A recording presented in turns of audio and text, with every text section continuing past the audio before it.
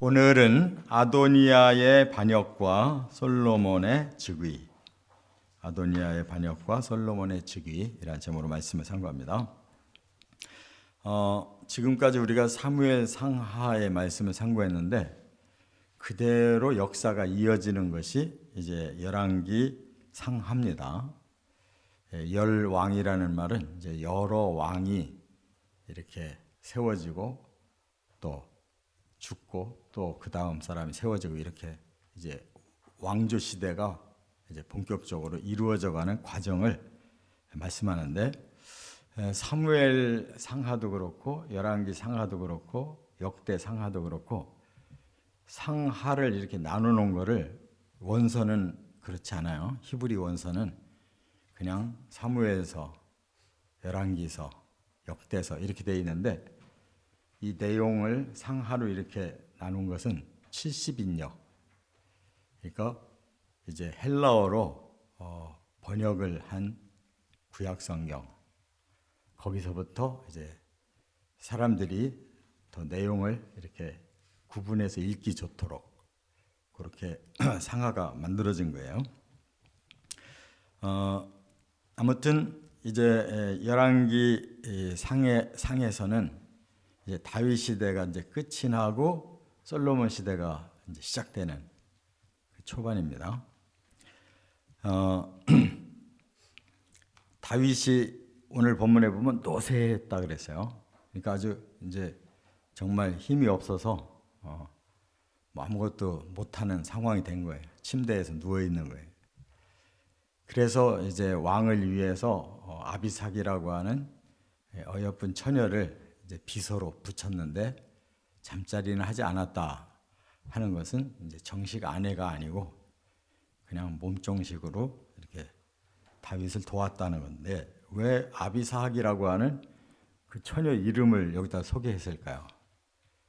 뭔가 사건이 있기 때문에 그런 거예요. 다윗이 죽은 후에 아도니아 왕자가 탐이 난 거야. 그래서 아비삭을 자기 여자로 달라고 했다가 솔로몬에게 죽임당하는 거야. 그것도 그럴 것이 아버지의 비서를 해도 뭐 잠자리 했든 안 했든 다윗의 여자잖아요. 아버지의 여자를 탐내 가지고 아도니아가 왕에서 떨어진 다음에 밧세바한테 말해가지고 그걸 솔로몬이 결정해 주는 건데, 그 소리 했다가 죽은 거란 말이에요. 그러니까 참 사람이 이 지성이 있는데도 불구하고 이 욕망이 이렇게 심각한 거예요. 앞뒤를 가리지 못하고 그 여자에게 반했다는 뜻이 아니겠어요? 그런데 이렇게 이제 아도니아라는 인물이 오늘 본문에 나오고, 아도니아가 결국은 왕위를 잊지 못해요. 그리고 실패하고 이제 다음 시간에 보면 이제 죽게 되는데, 거기에는 다윗의 책임이 있어요. 왜냐? 다윗이 이제 어지간히 늙었으면 다음 왕위를 이어줄 생각을 해서 사전 작업을 해야 되잖아요. 근데 자기가 골골 할 때까지 지체하고 놔둔 거예요. 그러니까 하나님의 뜻은 분명히 이미 밝혔거든요. 선지자 나단을 통해서 역대상에 보면 이제 솔로몬이 차기 왕이 돼야 된다는 걸 하나님이 계시했어요, 이미. 그러면은 그거를 이제 그 착착 밟아 나갔어야 되는데 안 하고 있으니까 엉뚱한 사람이 그 왕위가 탐나가지고 결국 반역하잖아요. 그 바람에 큰일 날 뻔한 거지. 그러니까 사람은 다윗이 늙으니까 욕심이 생긴 것 같아요. 침대에 누워있는 사람이 빨리 이양해주고 털어야지. 그걸 안 하고 끙끙거리고 놔두니까 이렇게 자식끼리 또 살인극이 또 일어나잖아요. 이와 같이 우리는 하나님 중심으로 사명도 받는 거고 하나님 뜻으로 사명도 내려놓는 거고, 하나님 부르면 갈 준비해야 되는 거고. 하여튼 욕심이라는 게 제일 큰 적이에요. 이 나쁜 말로 하면 다윗도 노망 들은 거지. 왜 그 자식들을 왜 정리를 못 해주냐고. 자, 그래서 이제 첫째는 1절부터 10절에 보면 아도니아가 반역을 일으켰다는 거예요. 아도니아는 이 서열로 보면 넷째 아들이에요. 첫째 아들 암논은 또 이복 누이 동생 건드렸다가 압살롬한테 암살당했잖아요. 둘째 다니엘은 흔적이 없어요. 그래서 학자들의 생각에는 일찍 죽었을 거다. 아비가일의 아들이거든요. 지혜로운 엄마를 만났지만 병약해서 일찍 죽었을 것이다 보는 거고, 셋째가 압살롬인데 쿠데타 일으켜서 또 죽음 당했죠. 이 사람이 넷째란 말이에요. 그러니까 자기 생각에 내가 이제 서열 1위다. 그런 생각을 항상 품고 있는 거예요. 그런데 하나님은 아도니아 건너뛰어서 저 밑에 있는 솔로몬을 하나님은 점 찍으신 거예요. 그러면 그걸 빨리 밝히고 양의를 해줘야 되는데 다윗이 그걸 가만히 있으니까 아도니아의 욕망의 꿈이 막 일어난 거예요. 그래서 결국 이제 아도니아가 자기 측근을 이렇게 자꾸 이제 불러들이는 거예요. 그래서 대제사장 중에도 이 아비아달이라는 사람, 또 사독이라는 사람, 이 두 계열이 있거든요. 지금까지 이 아비아달 계열이 이제 주로 많이 이어져 왔어요. 그러니까 아비아달 제사장을 포섭하고, 또 군력은 군인 중에는 최고의 사람이 요압이거든요. 요압을 끌어들인 거예요. 그러니까 뭐 자기를 이제 도와줄 사람들이 충분하다 생각해가지고 하루는 축제를 하겠다고 사람들을 다 불러들이는데 솔로몬은 안 부르고 다른 왕자들만 싹 불러가지고 거기서 스스로 자기가 왕위에 올라요. 그러니까 이것도 구태탄 거예요. 아버지한테 허락도 안 받고 사람들 측근들을 만들어가지고 그냥 자기가 선포해버린 거, 왕이라고. 그러니까 이 분열이라는 것은 참 무서운 거거든요. 사람 생각은 이쪽 생각 저쪽 생각 다 있는 거예요. 요압이 다윗의 뜻을 이제 정면으로 거부한 거지. 다윗한테 물어보지도 않고 차기 왕은 넷째 아도니아다라고 생각하고 그쪽 편으로 일찍 가담해버린 거란 말이에요. 그 사람이 군 총사령관인데. 그러니까 사람의 생각이 이처럼 다 될 것 같아도 충분히 권력에 이렇게 그게 아도니아한테 넘어갈 것 같아도 결과적으로 안 되는 것은 하나님이 하시기 때문에 그래요.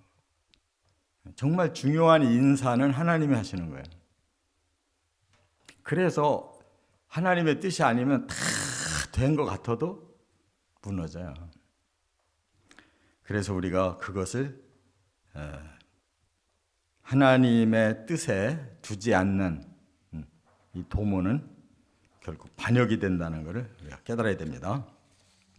두 번째, 11절부터 27절까지 보면 이제 나단 선지자예요. 밧세바, 다윗의 이제 여자가 됐잖아요. 거기서 4명이나 나요. 밧세바가. 그 중에 하나가 솔로몬이라고.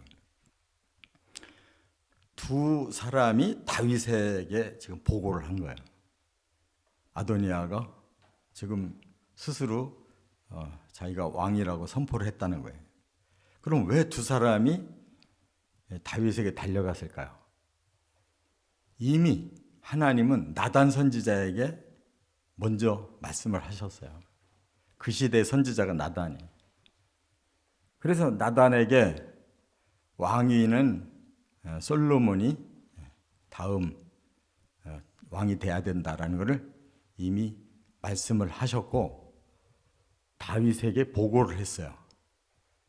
그러고 다윗은 밧세바에게 얘기를 해줬어요. 그래서 이게 다 알고 있는 거예요, 자기들끼리는. 그런데 갑자기 딴 데서 왕이 됐다고 막 이렇게 소리가 들리니까 나단이 제일 깜짝 놀랐을 거 아니에요.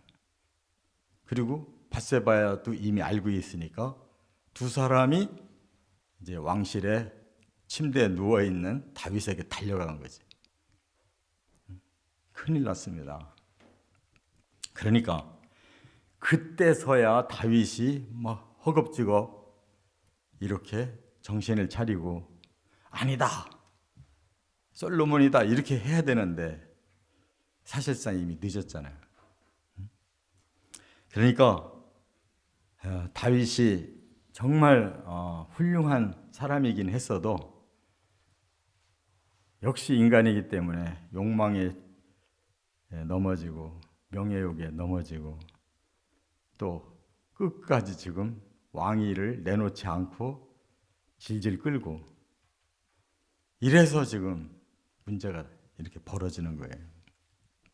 그러니까 정말 우리가 끝까지 정신줄 놓지 말고 욕심을 계속 죽이고 정도를 가는 게 복이에요. 그거 벗어나서 뭐 괜히 해보려다가 망쳐든다고. 세 번째, 28절부터 39절에 보면 다윗이 솔로몬을 왕으로 선포했다는 거예요. 자, 역대상 29장에 보면요, 다윗이 하나님 앞에 기도를 한 게 있어요. 뭐라고 기도했냐면 소원이 하나님 성전 짓는 게 소원입니다.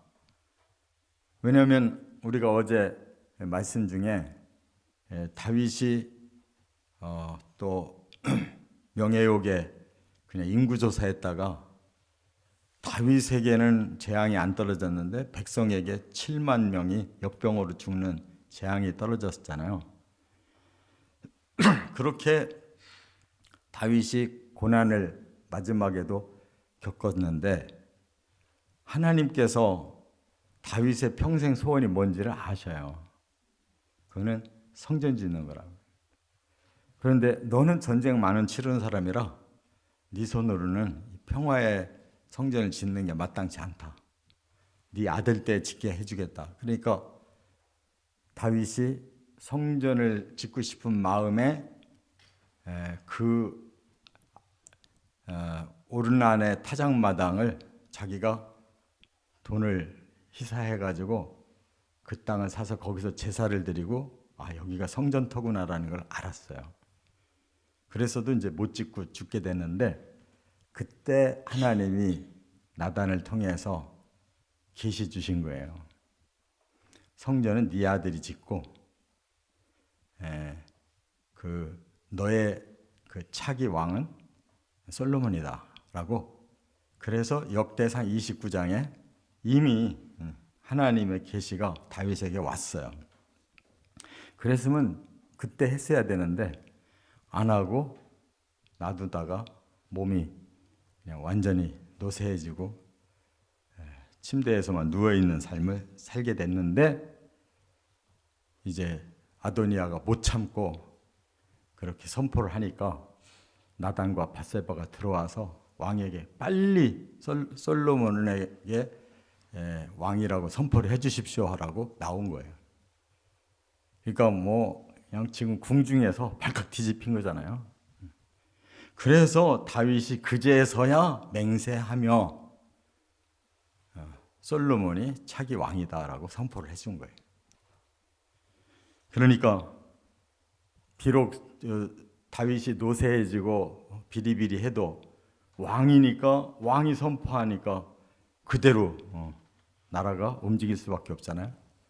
그래서 아도니아가 그렇게 헛된 꿈을 꿨다가 그냥 완전히 망하게 된 거죠. 이와 같이 하나님의 뜻이 이렇게 사람들을 통해 이루어 가시는데 거기에 방해가 되는 것은 결코 성사되지 않습니다. 사람의 뜻은 결국 꺾여요. 그래서 항상 하나님의 의도를 깨닫고 바로 실천하는 삶이 제일 중요한 거예요. 그걸 자꾸 사람의 생각으로 미루거나 거부하거나 이렇게 자꾸 조작을 하게 되면 결국은 나라가 더 힘들어지고 실패하고 만다는 것을 우리가 깨닫게 됩니다. 그래서 사람은 자꾸 영광을 얻으려고 하지만 영광은 하나님이 주시는 거지 사람 스스로 취하는 게 아니에요. 사람은 가만히 있어야 돼요. 그럼 하나님이 알아서 영광을 줘야 될 사람은 주고 욕심내는 사람은 뺏기는 거예요. 이렇게 하나님은 차기 시대를 이제 솔로몬에게 주셨는데, 그래서 아비아달 제사장 파가 거기서 끝장납니다. 그리고 사독 제사장 파가 이제 정식 솔로몬 왕을 옹위함으로 그렇게 내려가는 거예요. 그래서 성경에 예언된 대로 엘리 제사장 파가 오래가지 못한다고 한 것이 이 아비아달에서 끝나는 거란 말이에요.